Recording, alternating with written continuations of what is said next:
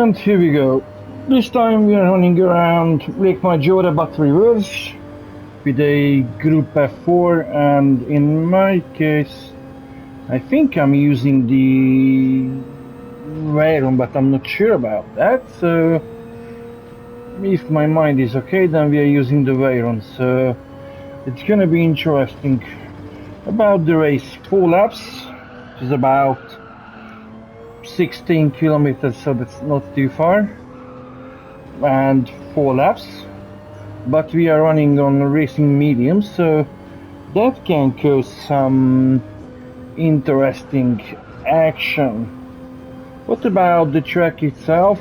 On the reverse you're gonna see what's the big part of it, because of these breakers it goes up to this very long and uphill area with a very long straight afterwards, so you need to catch the brake point very well to save as much speed as possible, because of on the upwards it can cost you seconds.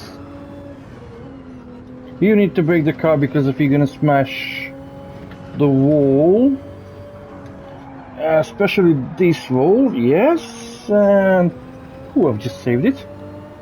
That's not the best way to make this corner, but yeah, at least I saved it, not as on the quali I did, where I just tried to make too much speed on that right-hander and smash the front left of the car into the wall. This left is very interesting because of at the braking zone there's a ditch on the straight, so that can hit up the car, so you can overshoot the corner easily. So that can be an interesting one. That's lap 1, and we have 3 more. Oh, the Spanish colleague is on my bumper, so you need to be careful with the brakes, but I think I managed it good. So from now on we are just cruising through this section, which is very interesting and very tricky next to it, but I think it was kind of okay.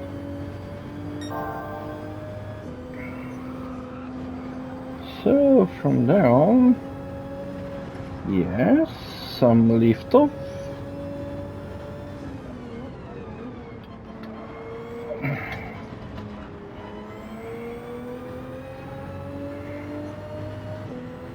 And the Spanish colleague is gonna overtake me from the draft.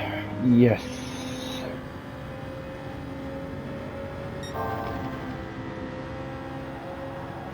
I needed to lift off a bit because of I wasn't sure he's gonna make it, but he did.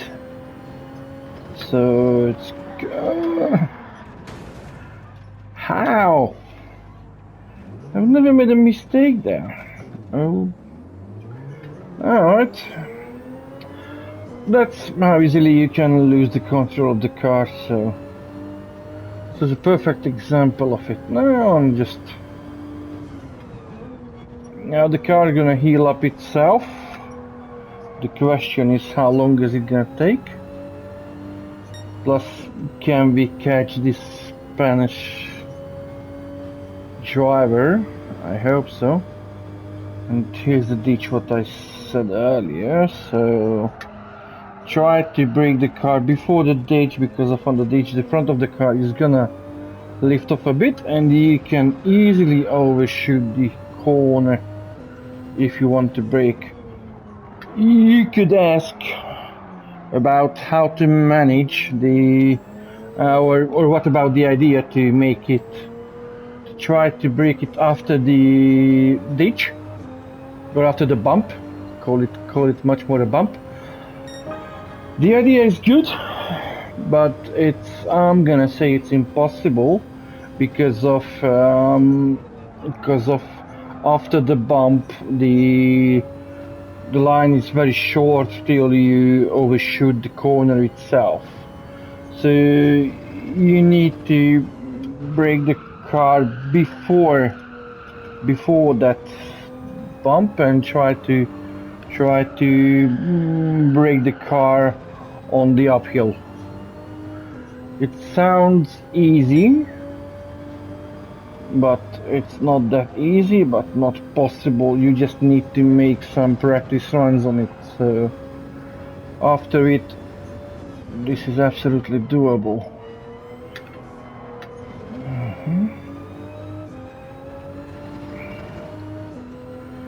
And that's what makes it very good, because as you see, only one mistake and you are already out of context anyway, so it's just a bit interesting. Oh, that was an unnecessary break there.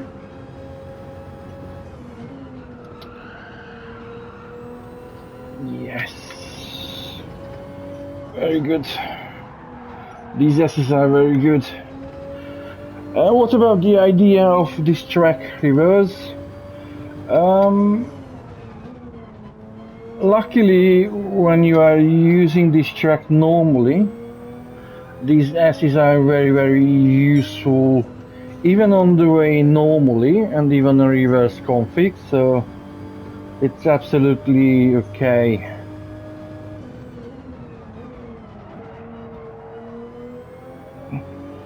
But on that lefty just behind us, if you stay on the outside of the corner, you can try to brake it at the very late of the uphill. So that can be doable, but not try to do it inside, because of that the bump is even bigger than on the other section. So if you want to try to brake on the flat straight section, there you need to be very careful to be on the outside of the curve, not on the inside. And just another comfortable few corners with some tire scratching, why not? We like the sound of it. So that's a I'm not gonna say a comfortable, because of this track is very tricky,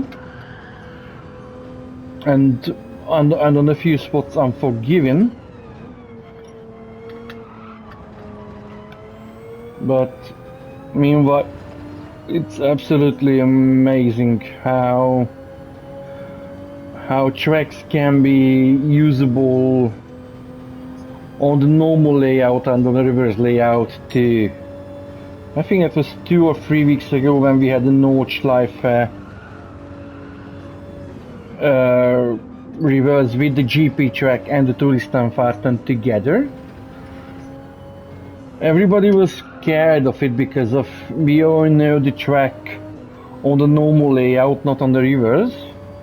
But after a few tries, you can feel the rhythm of it. So your brain is gonna protest because of you know the track on a normal way, and nobody would drive that track backwards or in reverse. Call it as you'd like. I would call it a reverse. But there, after a few laps, your brain can config how to do the reverse too. The interesting part would be to make this track forward and reverse, but that's not gonna happen. And in a comfortable 9.5 minutes, you can 9 minutes. Okay, so under 9 minutes you can manage to get through these 4 laps around Lake Maggiore. We got the ticket. We're gonna wait to see how it's going or what we get, and after that is gonna be for this one. So you see, you have about 7.5 minutes till the next one, so that's an absolutely acceptable time, I'm gonna say. But sometimes these times can be really absurd, but in that 7 minutes you can upgrade your time. So or if you want to try out what you want to try, you can make it. Good, I get one more of these, and I'm gonna say I'm gonna sell it anyway. So yes, it's been a good ticket. Thanks, guys. And from that on, that's really end of it. So take care of yourself and watch out and have some fun on these weeks.